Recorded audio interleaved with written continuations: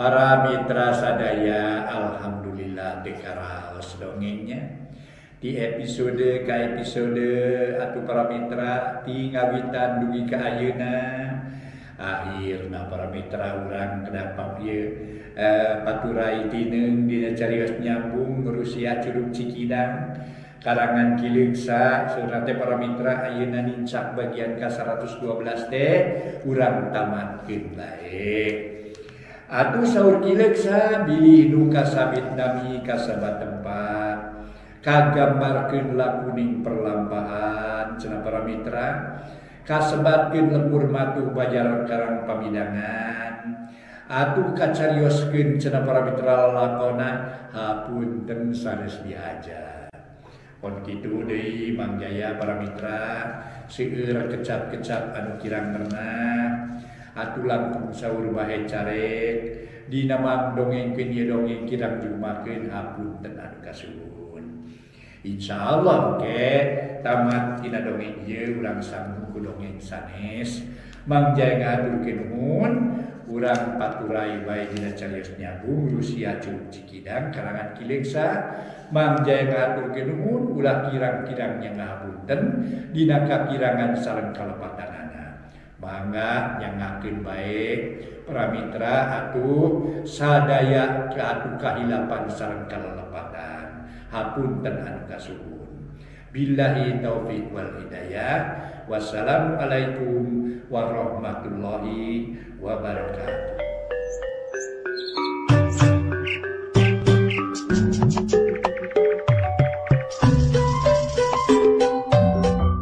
Para mitra anu mulia, wilujeng tepangdangu deui sareng acara matuh dongeng enteng. Mang Jaya sapara kanca bade neraskeun hanca dongeng nu katunda carios nyambung judulna Rusia Curug Cikidang. Dekaraos ayeuna nincak bagian ka 112. Para mitra sadaya, mangga urang teraskeun kumaha dongeng salajengna sabada nyinining parantos salamet deui. Mangga urang teraskeun carios nyambung judulna Rusia Curug Cikidang karya Kileungsa dina bagian ka 112. Para mitra kaum dangu, sanggeus teu ngarobrol semah teh nungtutan mulang. Nu pangheulana mulang teh eueuh deui ka jabati tua kampung Lembur Cijaha. Manehna balik ka Lembur Cijaha. Kumang kurip dibahanan oleh-oleh keur bawaeun sarta keur guareun barudakna. Saterusna masararea amitan balik anu kari teh mangkurip. Sakulawargana suka bungah galumira karumpul jeung kulawarga. Kocapkeun sorena Bahjilun ngalamun sorangan di imahna manehna jadi robah pamadegan. Kagagalan nu ngantai salila mikahayang nyinining jadi ngarobah sifatna. Jeung ngelingan kana dirina nu bubudakeun manehna mimiti kageuing pikirna sabada ditulungan ku indungna adik. Karasa ayeuna mah memang kahayang manusia mah taya wadasna. Najan hayang naon-naon ge moal aya nu ngahalangan. Tapi najan bari jeung kitu ge tetep we kudu ngukur ka kujur nyawang awak jeung ngijil kana diri. Sagala rupa kahayang jeung cita-cita kudu saimbang jeung kamampuan. Nya geus kasasar pikir aing teh mikahayang nu lain babad. Da buktina najan geus bebeakan ge tetep we gagal. Mun kieu carana mah aing teh kudu ngarobah kahayang. Kudu neangan nu saimbang jeung sajaba sababad. Ngarah teu matak era jeung wirang. Malah mah kudu matak manfaat ka sararea. Aing duda nu loba harta kudu mikahayang ka awewe nu sababad nu kanyaahna. Sahanapeun kaayaanana sahanapeun aing. Ngara bisa ngabantu ngaronjatkeun ajen hirupna. Kumaha mun mikahayang ka indung si adingnya na moal era kitu. Ieu mah hitung-hitung nebus kasalahan we atuh peda aing salilana ngagokan wae kana kahayang si ading. Atuh saja bati kitu bisa ngangkat derajat indungna ngarah jadi senang. Ulah buburuh ngarit tiga ti heula. Wah, ti resa kitu geus kolot teh masih keneh daek ngarit marabando mabatur. Eta teh bakat ku butuh meureun. Tapi najan bari jeung kitu ge aya mah cilaka kejang. Jadi teu nolih kana naon-naon langsung nulungan ka aing. Nepi ka cageurna deui jeung teu kapalang belana teh. Nya moal salah mun aing miharep ka manehna teh. Lah moal kagok geus karasa belana waktu ngabelaan aing. Waktu ti gubrus nepi ka sehat jiga ayeuna. Keun ku aing didatangan sia meungbeung si ading aya di imana. Kitu pamikir Bahjilun tetela ayeuna mah sadar kana lalampahanana. Nu loba nyieun kasalahan dina hirupna lain salah anu hartina jahat ngan salah tuluyu jeung kaayaan.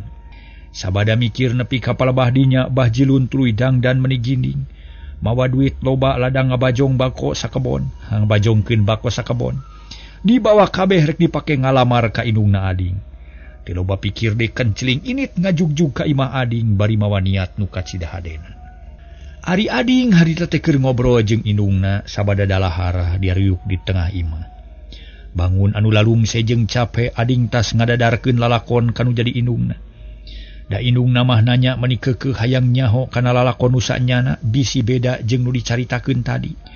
Ujang mah teh malang jeung hariwang sabab ujang teh kamalinaan neangan teh ninggalkeun emak sorangan. Tapi ayeuna mah tenang deui, mah teh sabab hidup geus datang kalayan salamet. Nya mah kuring teh rumah sasalah teu bebeja heula ka emak. Da gugup hayang buru-buru neangan nyinining. Taina geus kapanggih ku kuring tapi jadi bingung mah. Ceuk ading daria pisan. Ayeuna mah teu daek heureuy kawas biasana da bener-bener ngarasa bingung. Nah bingung teh bingung kunaon kitu ujang? Bingung ku janji memeh ini teh geus janji jeung Mang Kurip yen singsa anu hasil manggihan nyinining eta nu bakal jadi salakina. Atuh saja bati kitu kuring geus janji ka jeung nyinining yen riki rupa barengan da basa keur di Cijaha jongjon ngobrol duaan di bumi patua. Tapi teh kuring teh sadar mah kuring teh teu boga duit ajen sapeser.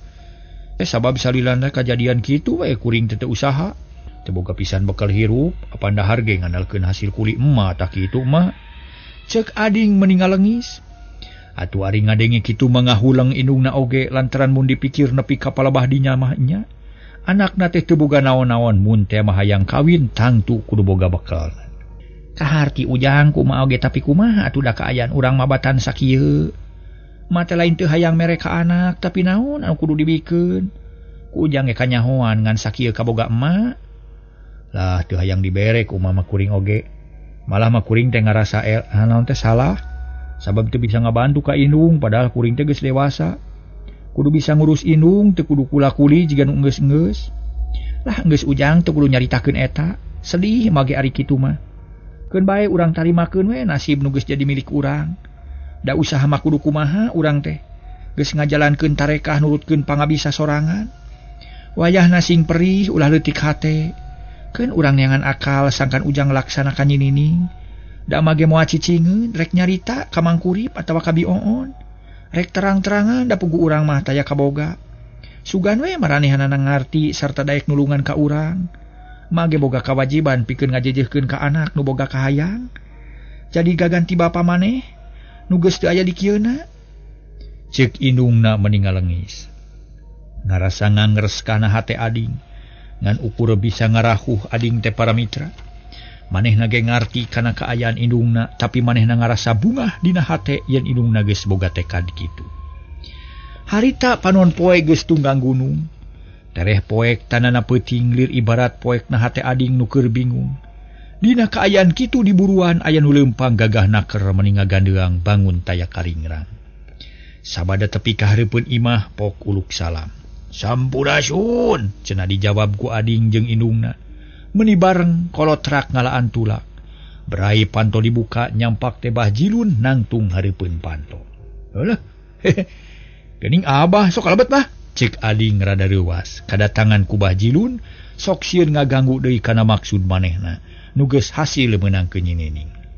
Nuhun ujang, memang aja abah teh ngadatangan ka dieu. Bah Jilun sopana keur ngajawabna tuluy unggah ka tepas geek diuk dina palupu. Kalau otor bah lah, yuk di jero sekalian di dasamak. Da kuring keur ngobrol jeung indung, tas capek lah. Tas liar teh capek pisan bah. Ceuk ading bari terus ka tengah imah. Bah Jilun teu talangke tuluy ka tengah imah, geek dariuk dina samak ngariung jeung indung ading nu sarua reuwaseun. Suguhan atuh mah aya naon dahareun? Naon atuh ujang teu boga naon-naon, urang mah iwati cai ente. Ulah ngarepotkeun. Keun bae sakieu ge cukup cing. Abah mah nu penting mah ditarima ku pribumi kalayan somea. Abah bagja sakitu oge. Ceuk Bah Jilun rikat nempasna, bener-bener teu hayang ngaribeuhkeun. Ada cai teh mah aya meureun mah sok atuh suguhan. Ading meuni keukeuh hayang nyuguhan buru-buru indungna ka dapur. Nyokot gelas jeung cai teh dibawa jeung tekona. Geus kitu ngariung deui jiga tadi. Bah, kuring tereuwas ieu bade aya naon atuh pangna ka dieu teh bah. Ulah dilami-lami lah ngarah kuring lugina hate. Mun niat hade ngarah tereh ka rasa hadena, mun niat goreng tereh ka rasa gorengna. Ulah asa-asa da urang mah geus teu asa-asa gelut kungsi pasea kungsi. Dahar sakoko sainum lain sakali. Aya paribasa sapapait sama manis teh nyaan urang mah. Tah kulantaran kitu ngarah hate kuring teger, mangga geura saurkeun paniatan teh. Cek Ading bangun dari anaker. Teu sabar sabab manehna geus teu kuat nahan perasaan. Hayang geura nyaho kana maksud semahna da puguh hatena keur bingung. Alus da jadi ngalus pisan euy. Memang kitu ka hayang abah oge. Urang teh ulah mulat meuli carita bising kusut badak pakojot. Mending ge urang langsung we kana maksudna nu sanyana kieu grading ye. Kumaha bah? Ading geus manco ngadago jawaban. Kieu ding sabenerna pangna abahna bah ka dieu nya, pangna abah ka dieu teh euy. Lain mawa niat goreng tapi mawa niat anu hade. Kahiji rek milu bunga ka ading nu geus hasil meunang keunining, nu hartina unggul dina saemara. Kadua abah teh rek mupus kasalahan, anu geus kaliwat-liwat, nu salilana ngaririweuh ka maneh, nu keur aya kahayang kitu. Katiluna abah teh kahutangan nyawa ku indung maneh, nu geus nulungan sacara ikhlas ka abah. Jigana lamun teu aya indung maneh mah abah teh bakal paeh akibat kacilakaan teh. Sabab abah teh teu bisa usik-usik acan bari jeung ngagoler dina solokan. Mun datang caah teh lapur meureun ka keueum nu saterusna abah paeh. Tapi uding, Gusti Allah masih kene maparin umur ka abah. Nu akhirna datang pitulung sifatna indung maneh. Malah mah daek nepi ka miarana, di imah abah teh nepi ka cageul. Tah kulantaran kitu, abah teh kahutangan budi. Jeung kahutangan nyawa abah teh teu bisa mulang tarima ku gede-gedenya jasa indung maneh. Sabab diijir ku duit memual ka ijir, ditimbang ku harta moal saimbang. Hiji-hijina cara mun hayang lunas kudu ngorbankeun deui nyawa. Da abah kahutangan nyawa, tapi jang ujang abah teh hayang keneh hirup, lamun kudu ngorbankeun nyawa mah embung. Tapi mulang tarima hayang. Tah kumaha carana lamun geus kieu ye? Abah rek nanya we ka maneh ding cing-cing kumaha kira-kirana? Ceuk Bah Jilun dari apisan. Adi ngahuleng teu nyana omongan Bah Jilun nepi ka kidinya, pok manehna nanya. Ke Bah ke. Urusan hutang-hutang kitu malah kuring mah teu nyaho nya banyak. Ngan kuring rek nanya, nah kumaha mimitina atuh deung naon sababna jadi kitu? Kieu lalakonna mah grading ge ku abah urang dongeng nya. Darak-dak Bah Jilun nyaritakeun pangalamanana. Dimimiti papisah teh jeung ading nepi ka danget harita. Tak kitu lalakonna teh ding bising teu percaya mah tanyakeun deui ka indung maneh. Nanya kitu teh mah ading ngareret ka indungna. Bener jang, mah teh geus nulungan jeung miara Bah Jilun. Tapi mama lain rek ngahutangkeun sabab nulungan mah kawajiban sasama hirup. Ampun paralun, mah teh teu hayang dipulang tarima. Keun bae teu kudu narima kana pamulang tarima ti si abah, nu sipatna mayar hutang. Ulah hayang dipulang tarima nulungan mata kitu abah. Ceuk indung ading dari apisan. Bener-bener teu hayang dipulang tarima manehna teh. Tak kitu geuning bah, tak kitu geuning ayeuna mah anggap lunas we lah. Da abah mah teu boga hutang ka indung kuring mah sabab nulungan nu cilaka mah kawajiban. Ceuk ading neuteup deui ka Bah Jilun. Harita para mitra Bah Jilun tuluy nyarita deui. Nuhun pisan. Eta teh alus kabina-bina. Abah mah satuju, tapi jang ading, abah teh jelema nu boga rasa jeung rumasa. Moal mopokeun ka nu geus gede jasana, sarta moal licik dina hirup. Mun ka nu gede jasana sok hayang mulang tarima abah teh. Tayina ge kitu najan ading jeung indung ading teu hayang dipulang tarima. Abah mah rek keukeue mulang tarima. Ngan moal ku harta da moal saimbang, moal ku nyawa abah mah hayang keneh hirup. Salila dipaparin hirup ku pangeran mah abah teh hayang keneh moal hayang bae kitu tah. Kunaon atuh bah, semangat saurkeun ulah ngalilieur ka kuring je. Mohon abah na kumaha atuh maksud abah teh. Indung ading panasaran hayang geura nyaho da omongan Bah Jilun matak pikiran. Kieu nyadingnya kitu di ka mana nya? Abah teh rek mulang tarima kana jasa-jasa mana bari rek nebus kasalahan nu kaliwat-kaliwat ka ading. Ku jalan ngajak hirup babarengan dina rumah tangga. Mana jadi pamajikan abah, ari anakna jadi anak abah. Yo ayeuna mah urang ngahiji babarengan, urang pindah ka imah abah, malaur imah abah gede taya nu ngeusian. Tah sakitu? Kebeg ading jeung indungna pating larenjang. Reuas kadatangan rejeki nu teu kaitung lobana. Najan mangih kabungah itu disangka-sangka masuk rewas. Komo deui ieu mah sasat urut musuh dina urusan yang jodoh. Ari ayeuna Bah Jilun boga niat kitu, nyarita teu asa-asa jiga nu buleud kayakinan jeung gilig pikir. Ina akal-akal ngaharuleng gitu. Teu percaya kana omongan Abah? Mun teu percaya Abah rek sumpah, bumi langit jadi saksi. Abah sumpah demi Allah, rek ngajak hirup babarengan dina ngabangunan rumah tangga. Abah teu boga pamajikan, ngajak kawin ka Mading. Abah teu boga anak. Keun maneh dijadikeun anak Abah. Kop urus harta bana Abah nu ayeuna. Ngan Abah mah urus ku maneh sabab Abah nya ngarupan kolot nu saterusna bakal maot. Tak kitu maksud Abah teh. Piraku maneh can yakin. Lain bohong lain heureuy ieu mah. Ya, sabab najan Abah tukang banyo jeung heureuy ge, dina kaayaan kieu mah moal. Tak kitu ding, kumaha kaharti? Rek dibikeun lamun indung maneh dikawin ku Abah. Terang-terangan we Abah malah. Keun bae da niat hade ieu.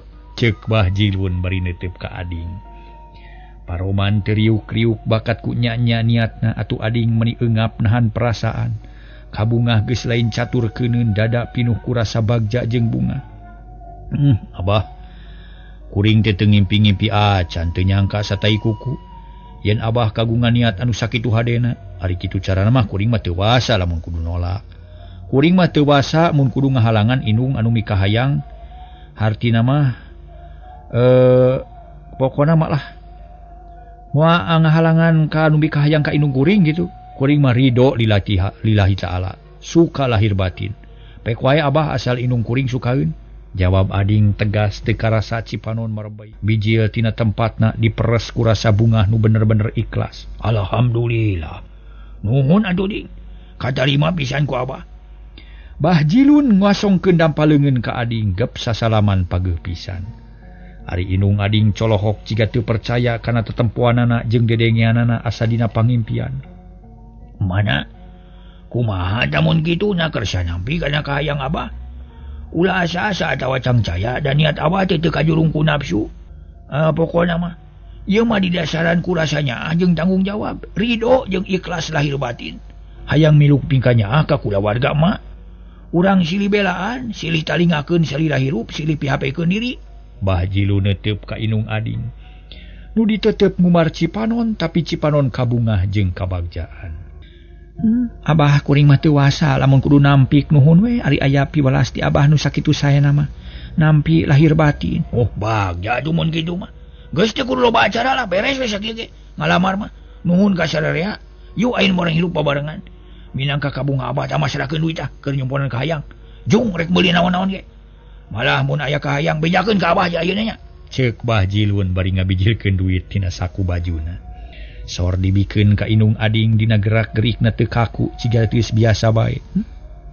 Nampi hatur nuhun atuh Abah. Indung Ading ngaleper bakat ku bunga. Tah ina ka Ading hayang naon maneh ding? Ku Abah bakal dicumbonan, pok nyarita ulah asa-asa. Bah Jilun melong ka Ading. Bah kuring mah era lamun aya pamenta ka Abah moal nya ka bapa nu kakararek geus loba pamenta. Moal Bah moal minta naon-naon. Lamun kitu carana mah sarua we jeung teu ngabungakeun ka Abah atuh maneh teh.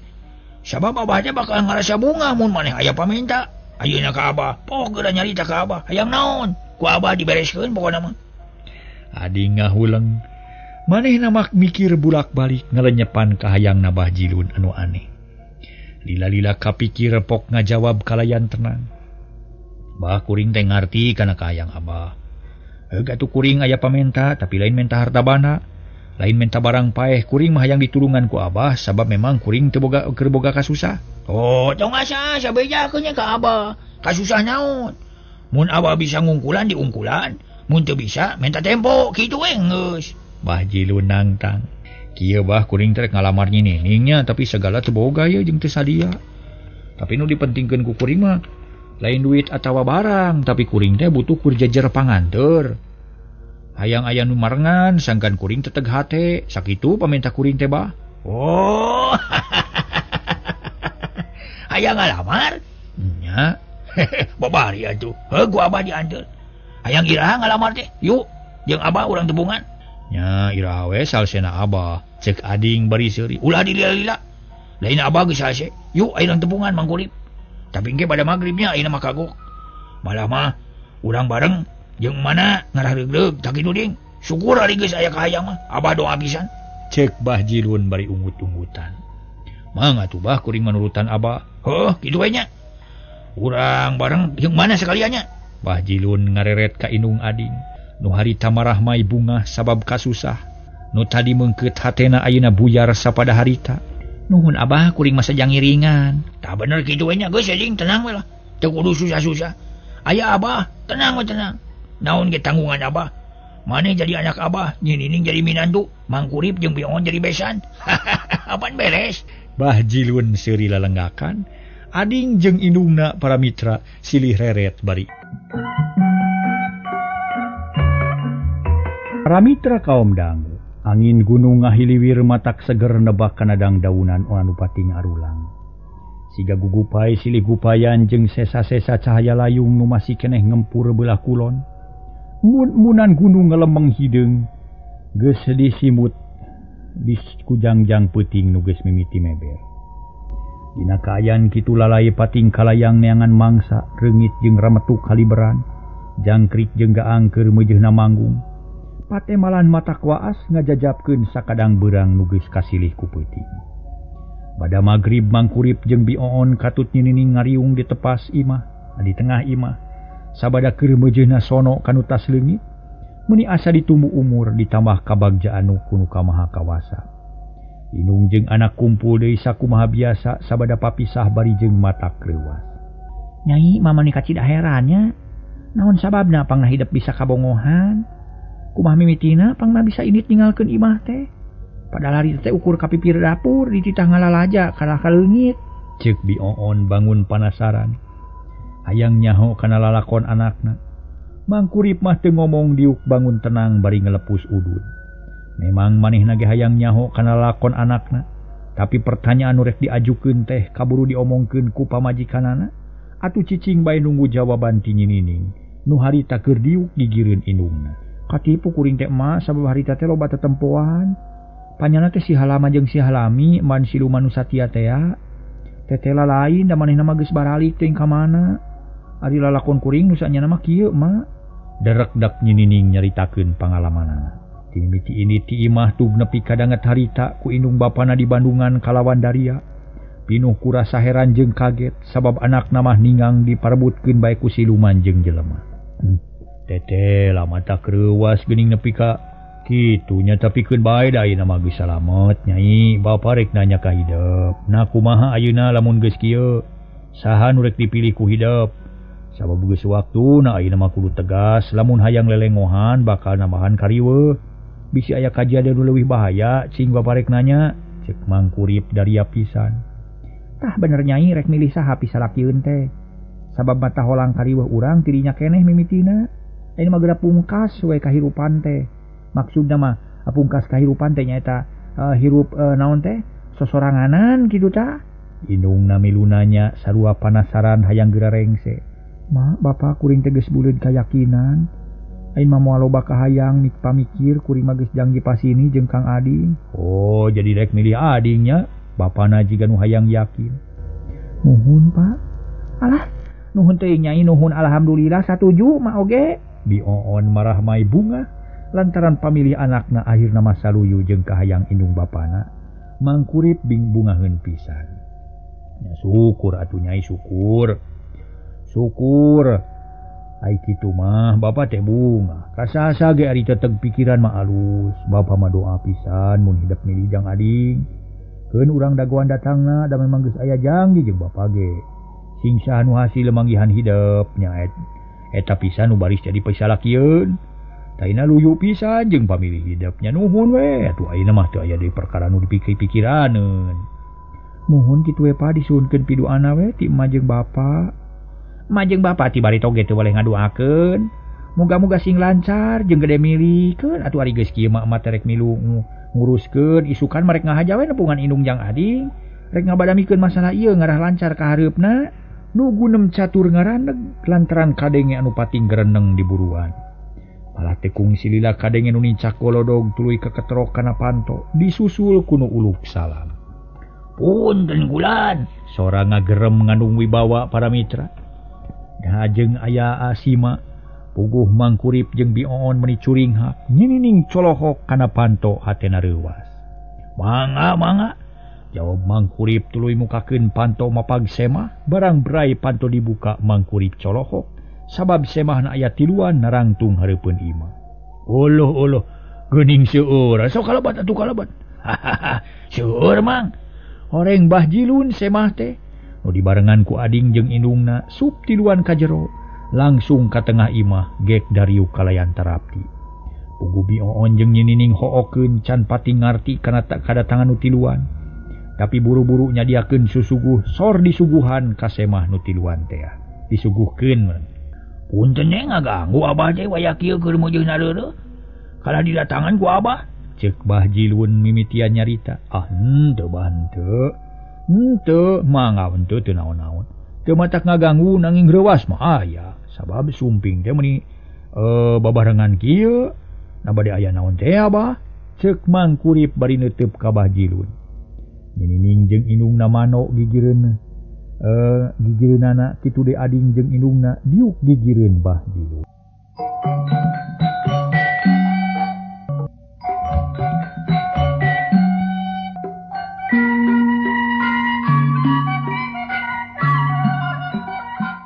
Para mitra sadaya Bah Jilun tuluy nyarita. Kieu mamang abah terek langsung we nepikeun pamaksudan. Sabab najading kengke geusina mah kitu keneh moal beunang dirobah deui. Tah bener kitu mamang atuh saurkeun na kumaha kitu? Kieu mamang. Abah teh ngawakilan jang ading nu maksud rek ngalamar ka nyinining. Itu ieuna jigana mah geus teu kudu dibejer beaskeun. Sabab sagala rupana geus pada terang. Ngan ayeuna ku abah rek dipaeutkeun ngara aya cekleunana. Pokona mah ayeuna mah geus teu kudu asa-asa yen jang ading miharep ka nyinining nu saleres-leresna. Da kitu, ceuk Bah Jilun langsung ngabejakeun niatna. Puguh Mangkurip jeung Bioon ngajenghok reuwas. Lain reuwas sepeda aya nu ngalamar tapi reuwas ku caritaan Bah Jilun nu beda jeung biasana. Keke bah keke. Nah kumaha ieu teh maksudna sabeda pisan jeung biasana? Naon hubunganna antawis abah jeung ading? Mangkurip nanya bangun heran panon melong ka Bah Jilun nu tetep tenang. Hehehe. Teu kudu kaget, Mang. Ayeuna mah jawab heula. Lamaran ti abah narek ditarima atawa moal? Engke abah rek ngabejakeun ka kaayaan sanyana kitu we ayeuna mah. Bah Jilun jiga nu hayang tereh puguh, manehna can waka ngobrolkeun nu lain-lain. Ih, bah pikeun kuring masalah ku kolotna tangtu narima tapi duka teuing ari jenisna mah. Ke urang tanya heula. Kabeneran aya di dieu, cik jawab Nyai kumaha mun kitu teh tah. Jang ading miharep ka hideep cenah sarta ayeuna saja ngajukeun panglamar ku perantawisan Bah Jilun. Ceuk Mangkurip bari ngareret ka anakna. Nu masih keneh colohok tapi geus ditanya kitu mah pok ngajawab sonagarna keur. Upami Kang Ading mah nu ngalamarna tantos ditampi. Cenah bari ngareret ka ading. Nu direret manggut bari imut cakakak Bah Jilun seuri ngarasa bungah jeung bagja. Ulah salempang Nyai. Abah mah geus kolot moal rek pipilueun kana urusan nu ngarora. Ayeuna abah geus eling. Pangna abah ka dieu teh lain rek ngalamarkeun abah sorangan tapi keur jang ading. Nu ayeuna geus aya gigireun abah. Kade ulah salah harti. Lain abah nu mika hayang ka hideep tapi jang ading kumaha ditarima? Nampi. Cenah jawabna tegas jeung sonagar. Puguh sarerea ngarasa bungah da teu aya dinu jadi halangna. Ading jeung indungna menir ting rarenghap bungah geus teu kudu dicatur deui. Tah kitu geuning bah pun anak teh nampi cenah. Tapi kuring teh kaget teu ngartina kumaha mimitina ieu pangna kajadian kieu ye. Mangkurip bari neuteub da tetep ngarasa penasaran. Oh kitu. Nuhun atuh Mang. Perkara lamaran mah beres we nya teu kudu jadi pikiran. Ayeuna urusan abah jeung ading memang perlu dibejakeun. Ayeuna mah jang ading teh geus lain saha deui. Geus jadi anak abah tah kitu. Jadi abah teh ngalamar ke anak kitu. Nah kumaha mimitina ieu teh? Mangkurip beuki heraneun. Teu ngarti kana omongan Bah Jilun malah Bioon jeung nyinining meni colohok beuki teu ngarti da teu nyaho mimitina. Ieu Mang, abah teh geus ngalamar ka indungna jang ading sarta geus ditarima kalayan lancar. Ngan can ari kawin mah can da ngalamar ge ka kareta di pasosore. Lain abah ngalamar ke ading ngarasa kalian beres kitu. Dina ngawinkeun teh teu kudu loba acara da kitu we, Mang. Sangkan hubungan urang duaan bekirakeun. Nu tadina sobat jadi kulawarga. Abah jeung Mangkurip katut Bioon jadi besan. Jang ading jadi anak, atuh nyinining jadi minantu. Tak kitu we lah beres pan. cek Bahjilun bari seuri lelenggakan. Manehna ngarasa bungah nu taya papadana. Lantaran sagala rupana lancar, atuh sarerea kabawa seuri sabab teu aya dinu jadi masalah. Kabeh beres kalayan nyugemakeun. Jadi kitu maksud Abah teh. Bagja temenan satuju pisan kuring teh bah nuhun atuh ari kitu mah. Wilujeng atuh bi. Mang Kurip ngajak sasalaman ka indung ading malah matuluy ka ading jeung Bahjilun. Sarerea atoh ku kitu teh mah teu matak hariwang jeung bingung. Kulantaran sagala rupana geus jelas atuh ayeuna mah teu asa-asa deui. Dina ngobrolna teh prung baradami ngatur-ngatur pilampaheun milih wanci nu mustari neangan mangsa nu utama ngatur waktu anu tangtu pikeun ngajalankeun niat sarerea. Harita Bahjilun bener-bener koloteun sakabeh rencana diatur ku manehna. Kalian tanggung jawab jeung sagala rupana utama nama dina urusan waragan kabeh ditangkes ku Bahjilun sabab geus teu kagok ka ading jadi anak ka Mang Kurip jadi besan atuh teu lebareun ngaluarkeun waragan puluhan ribu oge lantaran keur nebus kagumiraan nu kacida gedena. Sarerea satuju kana kahayang Bahjilun da memang matak nyugemakeun. Heuleut saminggu ti harita di lemur Cibonteng aya raramean. Malah mah nangap wayang jeung kasenian sejen.